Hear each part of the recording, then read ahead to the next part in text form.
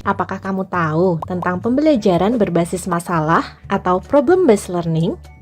Pada pembelajaran berbasis masalah, kamu secara berkelompok akan diminta untuk mencari solusi atau menyelesaikan masalah yang ada di dunia nyata. Contohnya, masalah macet di perkotaan, air sungai yang tercemar, atau tarian daerah yang mulai dilupakan. Permasalahan yang dibahas pada pembelajaran ini tidak memiliki solusi tunggal dan pasti. Jadi, tiap kelompok mungkin memiliki solusi yang berbeda-beda. Selain itu, solusi dalam pembelajaran berbasis masalah tidak harus berupa produk atau karya nyata, tidak seperti pada pembelajaran berbasis proyek. Dalam pembelajaran berbasis masalah, kamu akan belajar secara aktif dan mandiri untuk memahami dan menganalisis suatu masalah. Dalam proses mencari solusi, kamu belajar berpikir kritis dan keterampilan memecahkan masalah. Kamu juga belajar bekerja sama dalam kelompok, serta berlatih komunikasi ketika sedang menyampaikan pendapat atau mempresentasikan hasil diskusimu.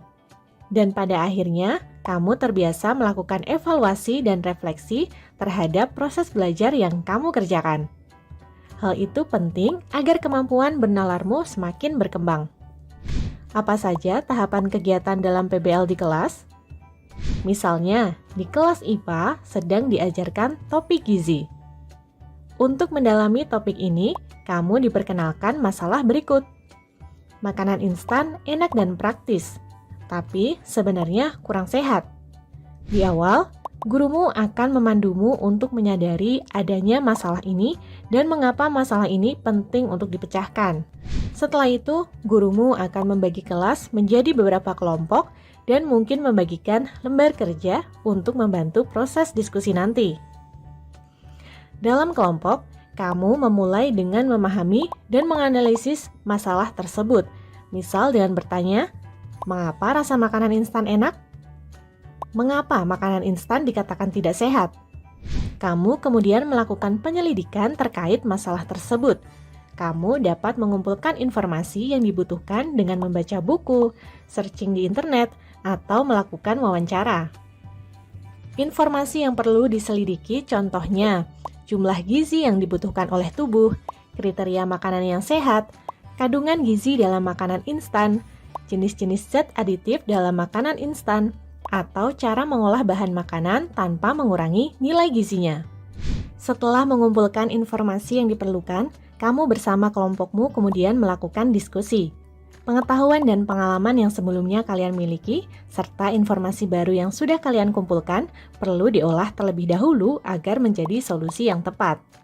Salah satu solusi dari permasalahan tersebut, misalnya membuat menu makanan yang sehat dan mudah dibuat, tetapi tetap enak. Solusi itu kemudian ditulis menjadi sebuah laporan yang dipresentasikan ke semua kelompok. Kelompok lainnya mungkin saja menghasilkan solusi yang berbeda, seperti misalnya memperkenalkan berbagai jajan luar yang sehat dan enak, atau mengenali dan mengatasi masalah kesehatan yang berasal dari konsumsi makanan instan yang berlebih. Lalu, guru dan kelompok lainnya dapat mengajukan pertanyaan atau memberikan masukan pada solusi yang diajukan kelompok. Nah, sekarang sudah jelas ya apa itu pembelajaran berbasis masalah atau PBL? Dengan melaksanakan PBL, kamu juga berkesempatan untuk menumbuhkan sikap pelajar Pancasilamu loh, seperti bernalar kritis dan mandiri ketika memahami dan memecahkan masalah, dan bergotong royong ketika berdiskusi dalam kelompok.